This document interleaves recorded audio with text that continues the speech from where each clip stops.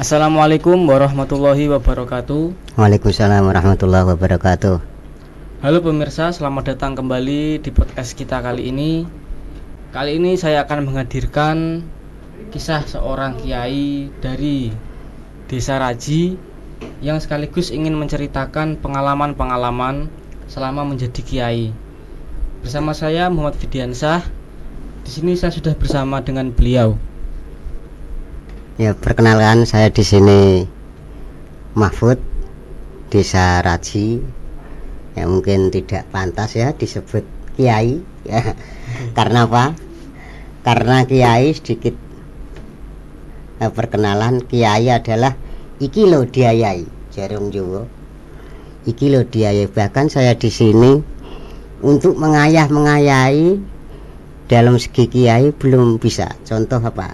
Jamaah asar enggak ya, nah, subuh mungkin buatan, nah, mau disebut saja mas atau kang, nah, luweh penak daripada kata-kata kiai ngoten. Nah, iki lo diayai ya. Ini saya ya, bisa Mas Mahfud nih ya, Mas Mahfud atau Kang ya, Mahfud. gitulah Ya. Bisa diceritakan Mas Mahfud tentang masa kecil Mas Mahfud itu? Kalau untuk bercerita masa kecil ini jam 3 lebih 13, mungkin nanti sampai maghrib tidak balik. Ya. Sekilas untuk bercerita masa kecil waktu SD kelas 2, mungkin orang tua saya punya cita-cita, angen-angen, aku pengen anakku hafal Quran. Hafal Quran. Gitu ya. Nah, sekali orang tua punya angen-angen, bahkan itu tidak diwajibkan untuk menghafal Quran. Tapi alhamdulillah saya hatam Quran bil goib pada tahun 2014 kayaknya. Bil goib itu setidaknya anak bisa mencapaikan cita-cita orang tuanya Di menghafal Quran. ya. Tapi kalau dibilang hafal Quran, mungkin saya tidak hafal, cuma hatam bil goib 30 juz. 30 juz. Nah, kata-kata hafal kan mungkin Quran ditutup terus kon ngapal ngeten ya kan. Ya, ngoten. Nah, Mas Mahfud, Ya. siapa sosok yang paling berpengaruh itu selama menjadi kiai? pertama sosok yang berpengaruh banget di dalam kiai adalah menurut saya para jamaah dan santri. Pertama, kalau keluarga menurut saya kedua. Dua. Kenapa? Banyak cerita Nabi yang keluarganya pamannya sendiri tidak iman ya. Abu Jahal, Abu Lahab, itu tidak mempengaruhi menurut saya. Pertama adalah para jamaah, para santri yang semangat memeriahkan, menjunjung tinggi kiai tersebut. Ibarat ayo jamaah, terus sentak jamaah, ayo ngaji, ngoten. Kalau keluarga kayak paman, adik, ibu, kakak, gitu menurut saya nanti. Berarti yang paling utama itu orang lain. Ya, paling Keluarga. utama adalah para jamaah dan santri. Santri. Nah, kalau doa orang tua itu mungkin diam-diam ya, tidak diketahui oleh kita, gitu. Dan itu apa momen terberat dalam hidup Mas Mahfud itu yang justru menjadi pembelajaran? Momen terberat sebetulnya kalau kita jalani tidak ada yang berat. Kalau kita jalani tidak ada yang berat. Kalau kita jalani dengan sabar, ikhlas, penak, legowo, tidak ada yang berat. Tapi ketika kita menuntut ilmu, bahkan jadi kiai, ada sedikit benjolan, sedikit tikungan, itu sudah biasa. Nah, yang lebih berat itu apa? Nah, berat itu adalah kalau kita tidak ada uang. Tidak ada uang. Mau pengen pengajian tak buat seperti ini, tapi tidak ada uang. Kita tidak bisa apa-apa. Meh njaluk jamaah saru. Saya itu jadi kiai pun 2 tahun di Pelembang. Kalau di Raji pun 6 tahun. 6 tahun. Kemungkinan. Lah selama 2 tahun aku pengen salon dalam, aku usaha dewi. Aku pengen terbang tanpa mungut biaya jamaah 1.000 rupiah pun. Aku pengen ini. Bagaimana aku bisa beli ini tapi tidak minta jamaah? Ya menurut saya yang paling berat adalah tidak punya uang. Ya, kita jalannya tidak bisa lurus. Gitu. Paham ya? Ya. Mas Mahfud, Ya. pandangan Mas Mahfud tentang ini pesantren modern seperti saat ini itu apa? Pandangan saya dalam pesantren modern bagus-bagus saja, karena ini adalah salah satu momen untuk berjuang. Berjuang kalau pengajian tidak harus di masjid, tidak harus di musola. Bisa juga kita dakwah di lapangan, bisa juga kita dakwah di sekolahan. Ya biasa-biasa aja tidak apa-apa. Nah, bahkan Kanjeng Nabi dulu pernah berjuang dakwah itu sambil naik onta ketika ada sahabat melihat cewek, terus dipalingkan wajahnya gitu ya. Nah, gitu. Itu secara dakwah. Kan sekolah seperti ini, pondok seperti ini kan momennya dakwah. Nah, berjuang sama-sama berjuang, dan berjuang itu berbeda-beda. Nah, oh ada yang keras, ada yang lembut, ada yang gini. Semuanya itu untuk kebaikan. Ya. Ini. Ya. Boleh tahu Mas Mahfud, kalau boleh tahu sudah pernah mondok itu berapa lama? Sudah pernah mondok berapa lama? Pertama saya itu waktu SD, habis SD Gajah, Pondok Al Istiqomah dekat Al Irsyad Gajah. Udah itu sekitar 2 tahun lebih. 2 tahun lebih. Habis itu kemudian saya pindah Yai Maksum. Itu Maksum ini juga loh ya. Tasriyah nih. Tasriyah. Itu apa ya? Imriti, Mulkah, terus Alfiah 1 tahun, 3 tahun. 3 tahun. Habis itu saya tidak punya uang, mau mondok kemana. Nah, akhirnya saya ke tempat Syekh Puji. Syekh Puji Bedono Semarang. Itu 2 bulan kurang 5 hari. Habis itu saya di Kelet 2 bulan. Saya pulang karena di Tasriyah ada acara pengajian. Aku pengen menggali dana untuk acara tersebut. Nah, kemudian habis itu saya di Sayong sampai titik hari ini. Bahkan tadi malam dari Sayong pulang jam 2 malam habis acara hall. Walaupun sudah tidak di sana, tapi sering riwariwi mriko untuk menyambung ilmu. Di sana sekitar berapa tahun? Dalam L3 mungkin ada 5 tahun. 5 tahun. Ya, di Sayong. Terus saya pulang, terus menetap di Pelem itu, suruh mangku musola Al Iman. Nah, di situ mulai berjuang, noto jamaah sidik-sidik ya. Nonton. Itu sudah berapa tahun, Mas? Jadi Di mana? Imam Musola Al Iman itu. Musola Al Iman itu tadi saya bilang di awal ada 2 tahun ini. 2 tahun ini. 2 tahun berjalan. Nah, menurut Mas Mahfud, bagaimana cara mengembangkan urusan dunia dan akhirat? Cara mengembangkan. Untuk mengembangkan urusan dunia akhirat, kalau dunia udah dipastikan ya kita jualan, dodolan, usaha apapun aja untuk mengembangkan dunianya. Dan itu harus diiringi dengan usaha akhirat. Nah, cara kula niku dibimbing Romo Yai Ahmad Fauyan Syukur kanggo wiridan. Tiap malam itu harus wiridan. Jam 2 malam, 12 malam ke atas bisa. Itu Yai Fauyan lulusan dari Watu Congol, Simbah Ahmad Abdul Haq dan Simbah Dalar Gunung Pring. Itu di sana kalau malam tidak ada orang tidur. Bahkan Gus Ali itu putranya Mbah Mat Watu Congol itu pernah maring ijayah. Nah, kowe pengen sugih, pengen nak bengi turu nak bengi melek wong bengi kok rak kuat melek rak sugih-sugih ngoten. Itu kamangkola Gus Ali putranipun Mbah Mat Watu Congol, putune simbah Kiai Haji Dalhar. Nah niku maring ijayah nak pengen sugih kon dalu niku mboten sare. Rak kuat Mbah, rak kuat Pak. Nak ora kuat niku nak siang kon poso. Nah, lah kula mboten kiat poso Pak, Mbah. Ngoten, kon nglanggengke wundune. Dadi telu iki kudu dilakoni salah siji. Lah pembelajaran saya di Sayong itu tirakat ya. Tirakat. Nak dalu wiridan, bengi rak tahu turu.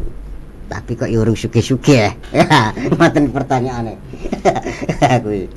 Ya, mungkin urung ditakdirke sugih. Mungkin sugih atine, sugih sabare ya. Dan lateni jamaah kan perlu kesabaran yang maksimal. Bahkan kesabaran sing luwih banget akeh.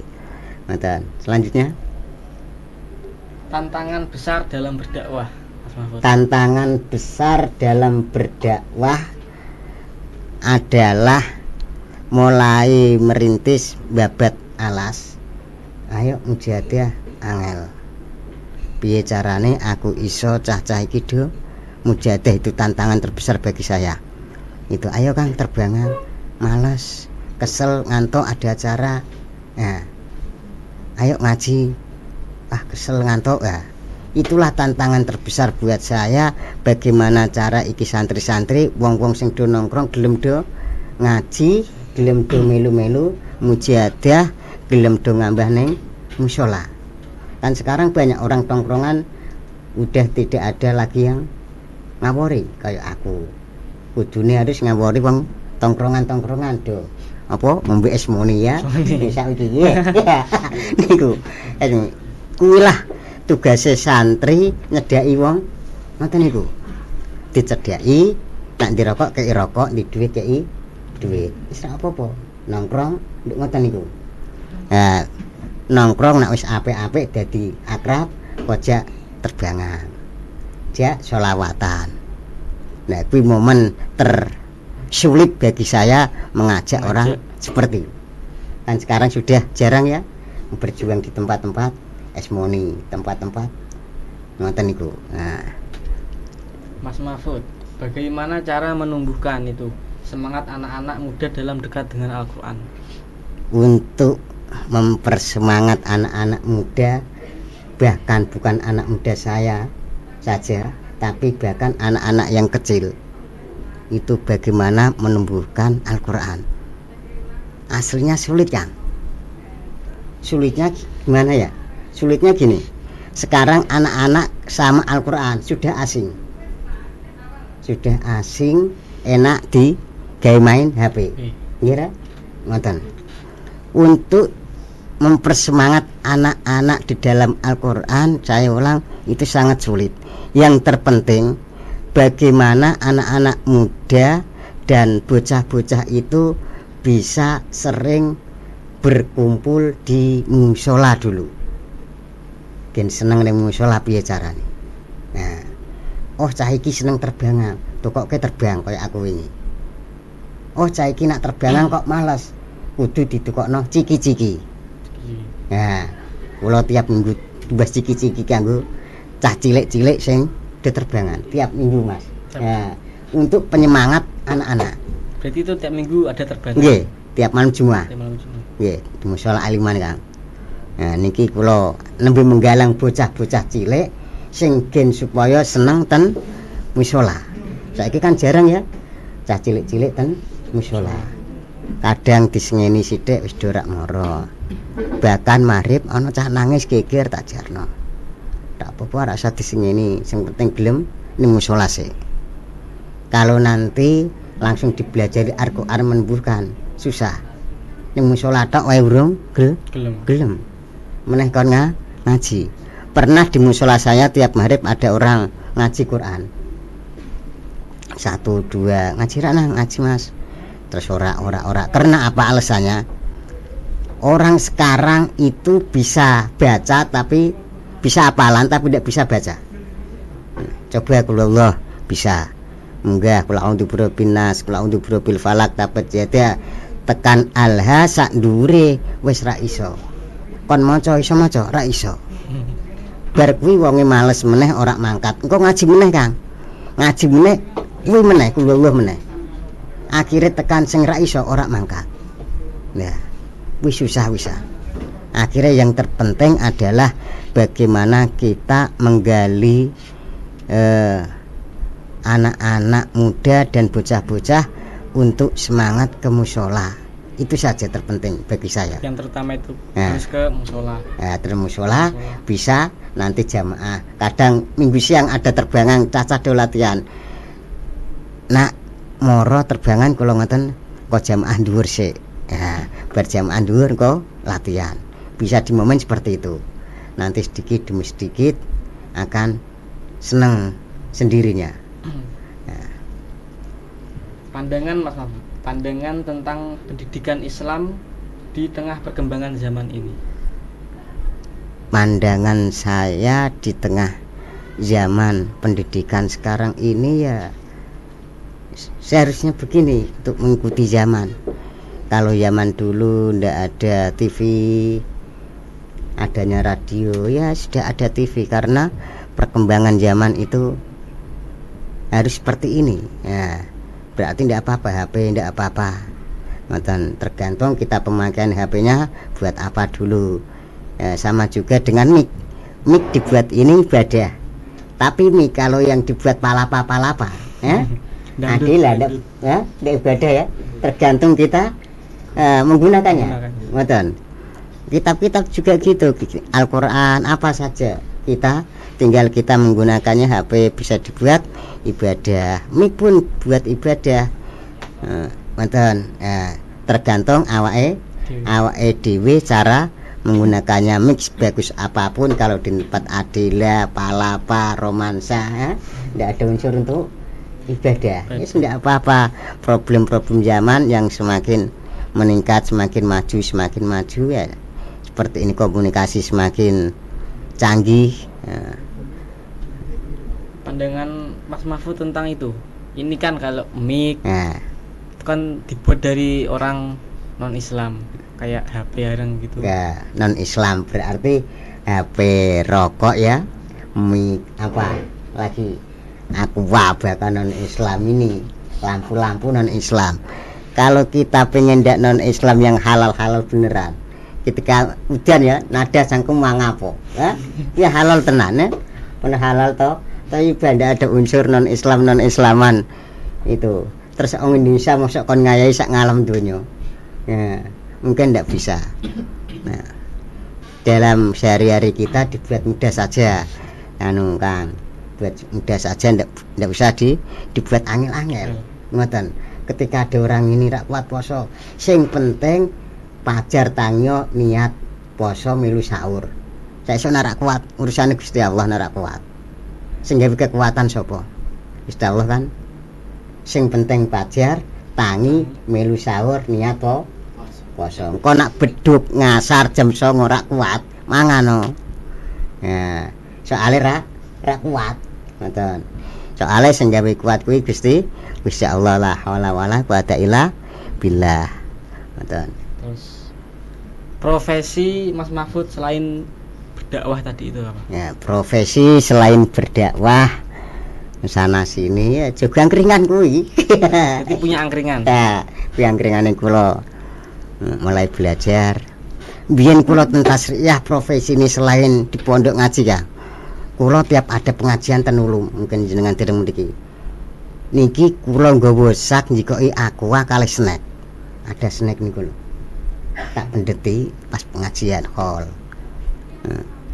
Ngoten niku akhir sana bar pengajian wong rada ora ana, kula cah loro nggawa sak ke pondok tak jikoki aquane. Kalih ada snack-snack kerdus niku lho. Nah, terus tak dol ketoke ten mburi terminal. Mriku enten rosok-rosok niku. Nah, ten mriki tikungan terminal. Nah, kanan jalan niku. Pak Ayu 6.000. Nah, itulah sebagaimana cara kita apa angger ngoten niku isone opo ayo diayahi sementing awake dhewe kuat ora usah gengsi. Saiki kula ten omah yo angkringan ngoten. Ketika belum ada angkringan lapo kula kadang ana ditawani ngecor kok aku kuat kula nderek ngoten. Pun gelem ngecor yo gelem mangkat cah papat ana ngeler padas gelem ngeler padas girik ngeler tok piro 150 mangkat ya ngoten. Dan niat saya seperti itu kok jadi kiai di kon mangku mushola ndak ada niat dari pertama mondok gitu. Aku ndak dadi kiai ndak. Sementing ngaji. Bahkan di Tasriyah saya terkenal nyuwun saya orang yang paling dablek. Ini pondok Yai Maksum. Dablek tapi deket sama kiai. Ngoten. Sama gus-gus deket kan mujiti-piciti kok nonompo ya nak gerah tak gerii peciti. Mungkin barokahnya di situ. Saya di masyarakat alhamdulillah manfaat barokah itu berkah guru. Nah, jadi kita sebagai santri itu jangan putus sama guru apapun yang terjadi niku. Nah. Terus Mas Mahfud, bagaimana cara menjaga konsistensi dalam ibadah? Untuk menjaga konsistensi dalam ibadah biar sakit istiqomah itu menurut saya itu satu, jangan diperbanyak gawean. Contoh wis dodol aku pengen dodol neh. Aku pengen dodol meneh. Semakin sibuk kita semakin lemah untuk menjalankan istiqomah. Contoh ngedep angkringan sampai jam 2 terus tinggal sholat wiridan pun sampai jam 4 kadang keturun saking ngantuke kesele.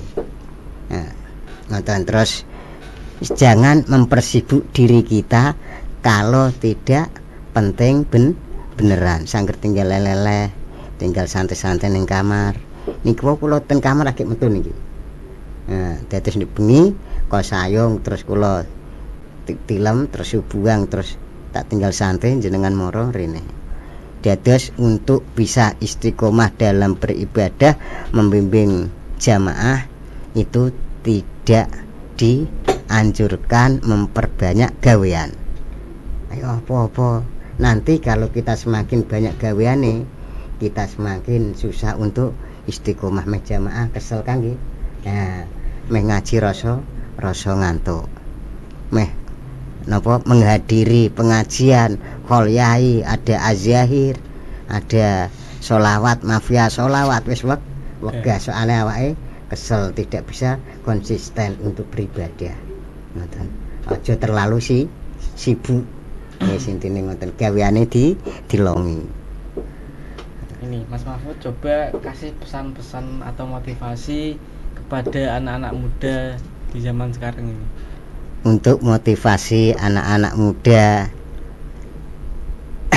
saya keinget dawuh Yai Fauyan Syukur ketika ada tamu itu bisa dibilang seluruh tubuhnya itu tatoan mulai batok sampai kaki niku bertato. Cuma Yai memberi pesan yang saya ingat ini saya sampaikan kepada anak-anak muda bahkan yang melihat ini berpesan mlaku saadoh-adohmu tapi ojo lali karo nengok ke belakang. Mlaku terus sak kesel-keselmu tapi ojo lali karo nengok neng mburi. Artinya apa? Kamu melakukan apa saja boleh.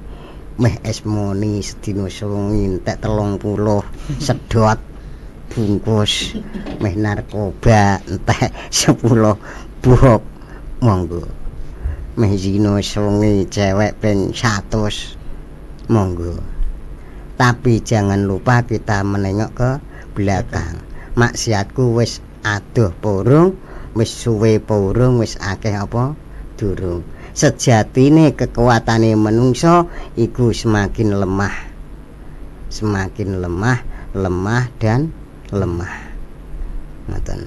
Jangan lupa kita menengok ke belakang. Kalau sudah melemah dan melemah, akhirnya kita ndak bisa apa-apa. Sing biasane sedina TS muni 8 mesti dadi ping 5. Wis karena awake lemah, ndak bakal seperti itu. Terus akhirnya apa? Wong sing tatonan mulai bathuk tekan sikil, moro-moro niku napa Kang? Niku tatone pun resik, ndak ada tato. Lho Nang, lah kok tatomu ilang? Nggih Yai, mungkin maksiate kula pun adoh. Kula ajeng to tobat. Niku tiyang Guntur ketok enak mboten lepat. Niku motivasi dan pesan untuk semua kalangan anak-anak muda. Itu ya anak muda.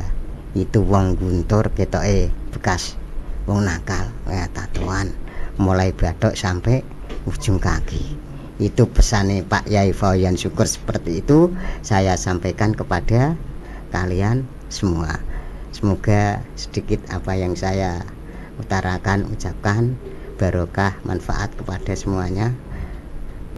Saya pesan kepada anak-anak sekolah dan mungkin ada yang di pondok di mana saja berada, mengaji dan sekolah itu menurut saya tidak begitu harus banget untuk menekuni.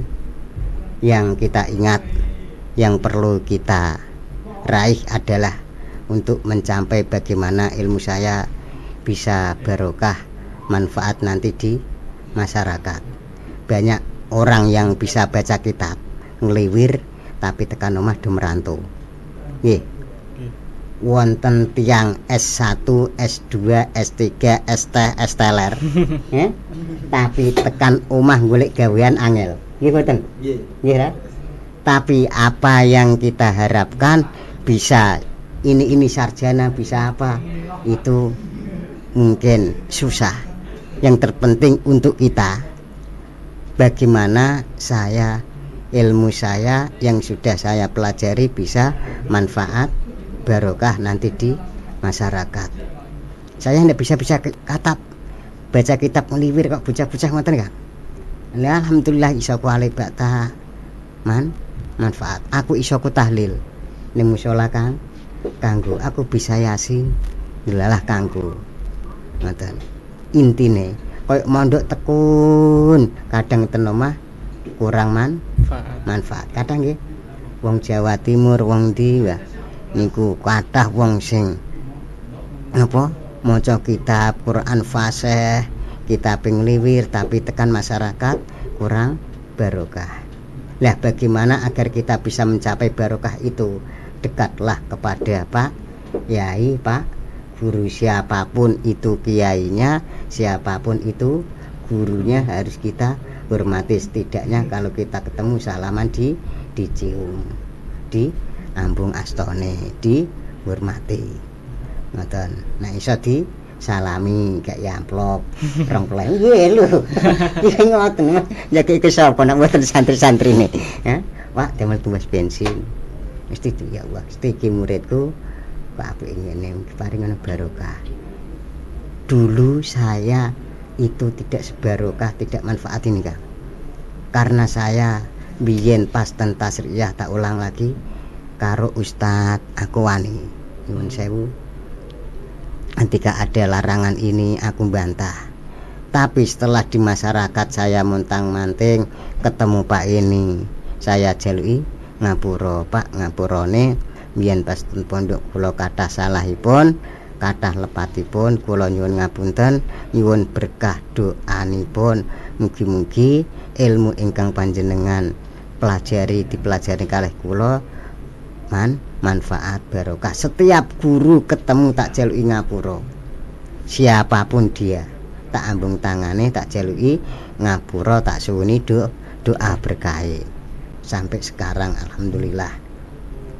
Merokok yo saged, dolan yo saged. Ngoten. Intine awake dhewe niku jangan menyepelekan guru, apalagi putus sanad karo guru.